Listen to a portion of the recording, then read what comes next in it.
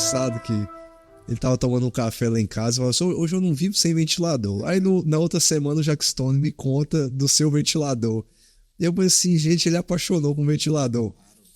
Vocês enfrentaram algumas diferenças assim, culturais que seriam interessantes a gente aprender? Ô, João, eu acho que toda proposta de amar e de cuidar vai ter diferenças. Eu acho que as pessoas não entendem isso. O que faz a gente estar junto não é pensar igual. O que faz a gente estar junto é amar e é cuidar. Você fala, independente de qualquer coisa, nós vamos estar juntos. Quando você chega, então, o Marfan tem 1 milhão de formas de viver diferente da nossa, que se esperava. E que aquilo era muito chocante para nós. Então, você imagina, eu vou colocar um moço de 23 anos, 22 anos na minha casa, e todo mundo sabia da existência dele, mas ninguém tinha convivido com ele. Então, você vai ter, de imediato, você perde a liberdade, sabe? De imediato, tudo assim. Deixa eu só desligar isso aqui. Todo aquele... Você cresceu com seus filhos ali, sua esposa cresceu com seus filhos, a partir de então você tem um homem adulto dentro da sua casa. Então você tem assim, esse é o primeiro choque. Você fala, certas coisas vão ser resguardadas a partir de então, você não vai ter tal coisa. Existem práticas que ele trazia de lá que, assim, a princípio, você fala assim, como é que eu converso isso com ele? E eu tive que pensar bem assim, eu sou o pai do Marfan, eu cuido do Marfan, e eu trouxe o Marfan para cá, então eu vou conversar com o Marfan todas as coisas de forma aberta. Sabe, ninguém nesse país, até ele arrumar uma moça boa, que o ame, casa com ele, ninguém vai gostar mais dele do que eu. Então, assim, não adianta eu achar assim, o Marfan ele tem que aprender sozinho. Então tem coisa na vida do Marfan que eu tive que falar com ele assim, age dessa maneira e dessa forma aqui agora. Você vai fazer assim, nós temos esse e esse costume. Agora não adianta eu virar para você e falar bem assim, você vai viver como um guineense aqui dentro da minha casa. Não dá, ele estava dentro de uma casa de brasileiros. Aí eu falo, o costume brasileiro é assim, assim, assado. Por exemplo, o costume de comida. Ele comeu muito arroz aqui. No começo era muito arroz. E você falava assim, não, você precisa de proteína, você precisa de outras vitaminas. E você vai insistindo com ele, porque é o que ele gostava. E você vai falando, não, come outras coisas. Vai fazendo dessa maneira, então ele vai criando um sistema. Mas é claro que vai ter choques, vai ter 1 milhão de choques. E a gente começa... eu acho que a beleza do negócio é essa. Não é porque tem choque que acabou. Não é porque é difícil. Eu acho que as coisas dão errado é porque as pessoas desistem. Sabe? Elas desistem umas das outras. E família é o conceito mais interessante que há no mundo com relação a isso, porque é gente cheia de defeito, com um monte de problema, são pecadores reunidos que se amam. E apesar, mesmo com os defeitos uns dos outros, eles vão lutar um pelo outro. E aí uma coisa que eu entendia no começo eu vou cuidar dele, eu vou ensinar ele. E tem coisa que ele tem a cultura dele até hoje, tá? E ele vai sempre ter, mas não adiantava eu querer falar bem assim, seria insuportável meia dúzia de coisa se eu não falasse com ele bem assim, brasileiro age dessa maneira, porque ele teria que fazer isso comigo se eu fosse morar na casa dele em Guiné-Bissau. Sim. Ele ia falar bem assim, isso aqui não é uma prática guineense, ia ser uma coisa insuportável, mas à medida em que o tempo foi passando, algumas diferenças foi diminuindo. Você está vendo ele bem mineiro aqui, sabe? Muito ai, trem, sou. Assim, o relacionamento dele lá em casa é muito bom. Muito bom dele com a minha esposa, com a Shirlinha, com meus meninos. Ele toma esse papel de filho mais velho. Eu ia falar isso agora, parece o irmão mais velho, né? Ele assim, no começo ele era mais acanhado com isso, hoje ele é o cara assim que aconselha meu menino mais velho, dá sabão no mais novo, sabe? Cuida do mais novo demais, assim. Tem hora que ele até exagera, tem hora que eu tenho que falar com ele assim, não, agora não é hora disso não.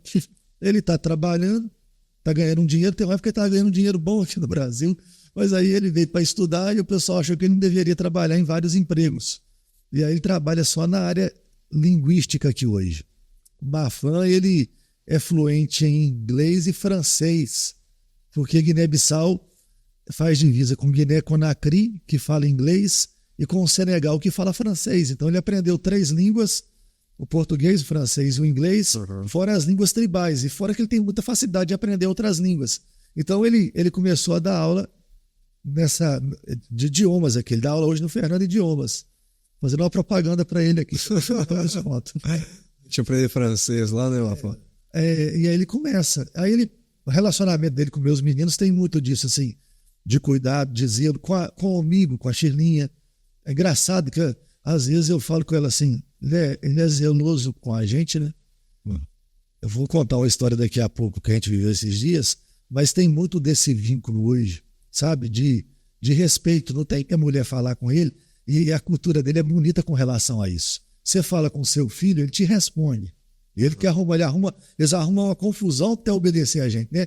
Eu falo com uma fã de 24 anos, hoje ele baixa a cabeça. Rapaz, ele não vai me responder 1 minuto. Aí eu falo, você vai fazer dessa maneira. Ele vai sair, vai fazer. E aí não é uma questão ensinada por mim, ele já veio de lá assim. Uhum. Ele é muito zeloso por isso, é muito cuidadoso, muito amoroso. Vou contar a história aqui, a última nossa, dolorosa. A minha esposa encontra um caroço no seio. Rapaz, e aquilo, primeiro ela vai contar para mim, e aquilo, você começa a ficar com um negócio ruim dentro de você, e você, como crente, você fala, um dia de cada vez, vou confiar no Senhor. Mas eu resolvi, desde que eu tive filhos, que eu não deixaria meus filhos de fora de nada. Falei, eu não vou esperar ela fazer o exame para me contar da nossa dor agora, porque é a angústia da espera. E desde lá de trás eu coloco eles, porque eles precisam aprender a orar conosco. Eles precisam aprender a enfrentar a ansiedade deles. É uma oportunidade que eu tenho de ensinar. E fui lá e contei para todos eles. E aí a gente começa a ser tomado de ansiedade, todos nós. E começamos a orar a partir de então. Eu achei legal da parte dele, porque ele entrou no processo como família. Ele não ficou assim olhando distante e tratou aquilo como se fosse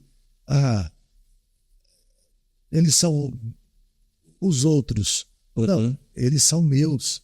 E aquilo foi muito importante, tanto para mim quanto para a Chilinha, da parte dele. Meus meninos, o Pedro e o Rafa, ficaram tocados de imediato e começamos a orar naquilo. Aí tem um dia que nós vamos fazer a mamografia e está todo mundo no carro. Então não tinha resultado.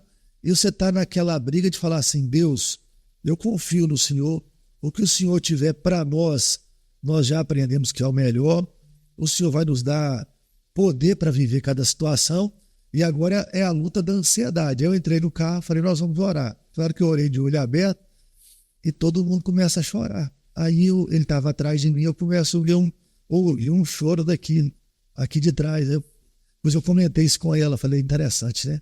Ele é um de nós. Sim. Sabe? Ele não é um estranho.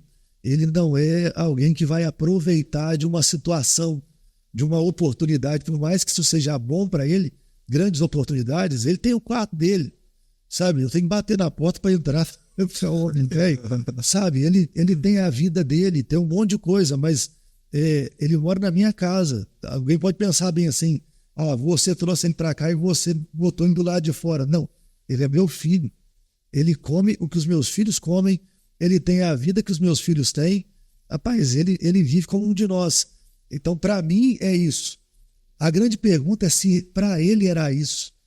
E aí é muito interessante que algumas situações vai mostrando para nós assim, para ele é isso. Sabe? Ele vive a nossa realidade, ele sente as nossas dores, ele tem um dinheirinho, sabe? De vez em quando ele faz umas graças, sabe? De vez em quando ele aparece com um trem de comer. De vez em quando eu levo ele num restaurante, em vez de hora que eu vou pagar, ele já pagou, sabe? É o filho mais velho. Às vezes é o cara que toma conta de nós, sabe? Que cuida de nós. Então é muito bonito você pensar assim, em histórias que transformam. E o que é legal disso? É porque todo mundo vai olhar para a história do Marfan e vai pensar assim, que eu estou transformando a história do Marfan. Marfan tem algumas oportunidades que ele não teria se eu não tivesse entrado. Mas é claro que eu sofro transformações por meio dele. Sim. Deus vai me dando oportunidades por meio da vida dele. Ele falou no programa anterior sobre o projeto Ebenezer. Eu acho interessante, como pastor da igreja, vivenciar isso agora de uma forma muito mais ampla. E isso vem dele. Marfan é um ser humano muito bonito, sabe? É um cara muito verdadeiro e muito misericordioso. Uhum. Do dinheiro que eu mandava para ele, algumas vezes, ao invés de comer, ele passava fome porque ele ia ajudar a gente. Ele ia ajudar pessoas, assim, meninos. Ele ficava assim, quem come? Eu ou os meninos que estão na casa? Meninos mais novos. E os outros mais velhos estão tomando a mesma decisão. Chegava uma hora que o aluguel, não tinha dinheiro para aluguel, ele poderia pegar o dinheiro, João, e ir para uma casa morar sozinho. Aí ele ia morar ali sozinho, ia comer, ia viver a vidinha dele. De alguma maneira ele não ia passar por esses problemas, mas ele vivia em comunidade. E aí tem hora que ele ia enfrentar fome mesmo ganhando dinheiro do Brasil, porque é o cara que cuida de alguém. Juntou uma grana aqui uma vez, assim, uns 3, 4 mil. Aí eu falei assim, segura um dinheiro de reserva, você vai querer voltar para a África um dia e tal. Alguém teve um problema, morreu uma criança lá. E ele queria ajudar a família. Quando eu fui ver, o dinheiro foi todo embora. E aí eu falei assim, tentando explicar alguma coisa que eu acho que nem tem que ser explicada direito, não. Sabe, tem coisa que é bonito. Que é bonito você, às vezes, fala assim, você aprende, sabe? Você fala assim, a vida das pessoas é mais importante do que o dinheiro, do que ter. E eu acho engraçado que ele chega aqui, nós somos pastores de uma igreja no centro da cidade de Valadares, com irmãos que são muito abençoados, lotaram de roupa. Tem dia que ele anda com a roupa, tem dia que ele anda tão bem vestido que está mais caro do que o carro que eu vou. Mas isso não afeta aqui, sabe? Pelo contrário, se você falar assim, larga isso aqui tudo e nós vamos cuidar daquilo ali, dessa área, ele vai de imediato, sabe? É esse cara, é esse tipo de gente. Então, a presença do Marfan aqui não transforma só a vida dele, transforma a nossa vida como família, transforma a vida dos meus filhos, transforma a vida da minha esposa, transforma a minha vida. E é claro que o convívio produz um afeto mais profundo. A gente vai crescendo o amor. Sim. Você vai... Não é um cara que você está ouvindo falar que mora na África, Guiné-Bissau. É um cara que está todo dia na sua casa, todo dia. Ele vai estar lá. Em algum momento você vai conviver, você vai ouvir histórias, sabe? Ele vai ouvir histórias. Então é muito... É maravilhoso isso. É transformador, né? Transformador. Então, assim, é mais ou menos isso. Acaba, junta as histórias, né? E um transforma o outro. E acaba que vocês vivem uma realidade, talvez de todas que vocês poderiam viver, eu acho que uma das mais cristãs, né? Que é a adoção, que é a nossa própria realidade diante de Deus. Eu lembro do meu professor ensinando para nós a diferença entre o ruios e o tecno, os nomes para filhos no grego, né? Ele sempre dizia assim, vocês são os tecnos de Deus, né? E vocês vivenciam isso diariamente, né? De que não é é algo que é vivido pela graça, assim como Deus vive conosco. E como é que é para você, Marfan?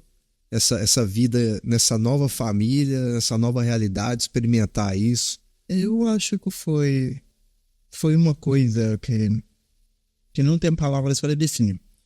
Por exemplo, voltando na Guiné-Bissau, eu não fui criado assim até ser digamos assim, um homem pronto para a sociedade com os meus pais. E eu convivi mais com o coordenador do projeto, que é Mário Gueio. Então, tem certas coisas que, digamos assim, a mãe ensina o filho que eu não teve essa oportunidade, sabe? Eu cresci no meio dos homens. Digamos assim, não, tira a roupa, joga lá, acabou. Entendeu? Não cresci com aquele termo assim, cuida disso. Lava, roupa suja, separa, roupa limpa, coloca aqui, sabe? Eu cresci no meio dos homens. Entendeu? Todo mundo era homem, não tem esse treino de cuidar aqui, cuidar lá, não. Entendeu? Então, quando eu cheguei aqui, foi um choque. Eu confesso que foi difícil, entendeu? De aprender tudo de novo, tudo de base. Eu me lembro um dia, a minha mãe chegou no quarto e me falou assim, vou te ensinar a dobrar as roupas. Vou te ensinar a separar as roupas. Sabe? Deixa eu só entrar na história dele, que vai continuar daqui, da parte dele. Ela já estava assim, ficando louca, porque ele pegava as roupas dele e jogava tudo num canto, ou quase quebrava uma cômoda que ele tinha lá, que hoje já não existe mais. Aí eu falei assim, vai lá e você vai conversar com ele. Você vai ensinar para ele. Aí você continua da parte dele. Aí ela chegou, ela pegou todas as roupas, porque na verdade, para ser sincero, pegava só jogava lá mesmo. A verdade é essa. É, verdade é essa. Aí ela chegou, ela me falou, você já lavou suas roupas? Lavei. Quando você colocou, depois que ela puxou a gaveta, ela olhou para mim, ela me falou, tira tudo de volta. Aí eu tirei, ela me falou, olha, tem roupas que você não está usando mais, que são roupas que você trouxe da África, dobra e coloca no canto. Essa aí que você está usando sempre, dobra e coloca aqui, sabe? Eu estava aí dobrando a roupa, eu dobrei primeiro a camisa. Ela me falou, não é assim não, me dá. Aí ela dobrou 1, 2, 3. Aí ela começou a me mostrar como dobrar, como separar as meias, como separar os shorts, as calças, as camisas.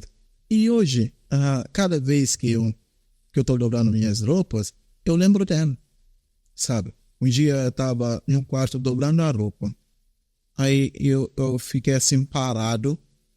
Aí o meu irmão mais novo, que é o Rafa, aí passou, ele me viu parado. Aí ele entrou e me perguntou assim, ué, o que está acontecendo? Eu falei, não, nada não. Tô lembrando como a mamãe me ensinou a dobrar as roupas. Legal. Aí começamos a zoar um ao outro.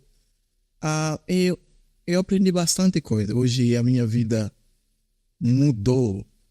Hoje eu falo assim, tô mais pronto para encaixar numa sociedade brasileira, mais parte por causa do que a minha mãe se ensinou. Eu estava interessado numa menina, eu fui falar com ela, falei, olha, estou interessado numa menina, mas o que você acha? Falei, vai devagar. As culturas são diferentes. Seja uma pessoa atenciosa, uma pessoa carinhosa, uma pessoa presencial, sabe? E hoje, eu acho que eu não vou levar tanto fora que eu levei. Hoje eu estou mais pronto em várias coisas relacionadas a isso, sabe? Que bom. A convivência no início tinha na minha cabeça que, olha, é pesado. Uma vez até eu falei com o Pedro, chamei, eu falei, eu não estou te incomodando em alguma coisa?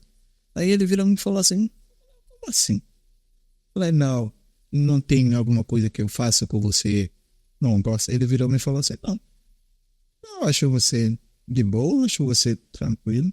Falei, tá, se tem alguma coisa que eu tô fazendo que você não tá gostando, aí me fala. Mas, sabe, é uma convivência que Deus me deu a oportunidade de mudar, sabe? De hoje ser mais me cuidar pessoalmente, ser, sabe, mais cuidar das minhas coisas. Onde é que eu estou trabalhando hoje? Quando eu chego, eu sei usar um banheiro corretamente. A pessoa pode achar estranho, usar um banheiro correto. Tem jeito de usar um banheiro público, sabe? Claro. Tem maneira de usar uma coisa que não é só de você, meu. Então, hoje eu aprendi bastante coisa. Eu estava conversando com um amigo meu no trabalho, ele me falou assim, você entra no banheiro, mesmo usando o banheiro, fica seco. Aí eu virei e falei, a minha mãe me ensinou bem mesmo, sabe? Porque no início era difícil. Isso não fazia parte da minha realidade. Digamos, eu tenho amigos na Guiné que falam assim, você é tão corajoso, você pula dentro do poço sem ver se tem água. Você foi para o Brasil sem ter uma família. Mas eu sempre acreditava que eu tenho família aqui, tá? Porque eu sempre tenho uma coisa na cabeça. Como uma pessoa cuida de você 10 anos, 10 anos, sabe? Com distância. Eu já tinha recebido várias promessas das pessoas que conhecem até o meu pai, que conhecem a realidade da minha família. O meu pai adotivo hoje, ele não teve a oportunidade de conhecer o meu pai, sabe? Mas tem pessoas que teve a oportunidade de conhecer ele, que deixaram promessas, mas com o tempo acabou levando essa promessa. Mas eu fico assim pensando, por que essa pessoa não desistiu de mim? Essa pessoa trouxe uma pessoa estrangeira que não tem nada a ver, colocou dentro da casa dele, no mesmo subteto dele, o mesmo conselho que os filhos dele recebem, o mesmo que eu estou recebendo, sabe? Não tem diferença. Para ser honesto, eu estava pronto para receber qualquer que seja a diferença. A surpresa é que não tive. Entendeu? Não tive, irmão. Eu fui ensinado igual ao todo mundo dentro da casa. Tenho liberdade que todo mundo tem dentro da casa, sabe? Isso é uma coisa que hoje não tem jeito de não fazer parte de mim. Ele falou de quando o médico suspeitou, era um suspeito, graças a Deus, né? É uma coisa que não é, que é o câncer que todo mundo estava pensando. Quando eu recebi a notícia, voltei para o meu quarto, sabe? Orei, conversei com Deus. Para ser sincero, eu briguei mais do que eu conversar. Porque eu falei assim, mas eu sempre que eu amava uma pessoa, eu acabo perdendo, sabe? Eu comecei a questionar muita coisa.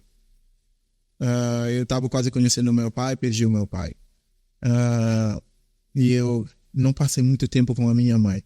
Essa é a primeira vez que eu tô tendo uma relação de mãe com filho. E tá passando na sua cabeça, sabe? Aí eu fui trabalhar assim. Aquele dia eu dei aula. Todos os amigos meus na escola. O que tá acontecendo? Você é um cara alegre, um cara assim, que deixa todo mundo assim. E hoje você tá assim. Não. Tá só algumas coisas passando. Mas depois, passando um dia, o meu pai me ligou e falou, olha, não é nada, não. Sabe aquele alegria espontânea voltando, sabe? Eu achei interessante. Achei interessante. Isso é bênção. Olha, eu preciso encerrar com vocês. Eu tenho outros convidados, a gente vai falar sobre outras histórias, mas minha gratidão por conhecer a história de vocês, e eu acredito que talvez a história de vocês hoje pode até transformar a história de alguém que está assistindo. Então que Deus os abençoe. Eu também tenho uma irmã adotiva e eu acho que todos nós passamos por transformações, né, e lutas que acabam criando transformações em nós. E essa é uma das coisas talvez mais evangélicas que a gente poderia vivenciar na vida, né? Então que Deus abençoe a vida de vocês. E você que acompanhou a gente até aqui, eu espero você no nosso próximo programa, porque nós temos mais histórias e mais pessoas para conhecer as transformações que essas histórias trouxeram na sua vida. Que Deus te abençoe e até a próxima.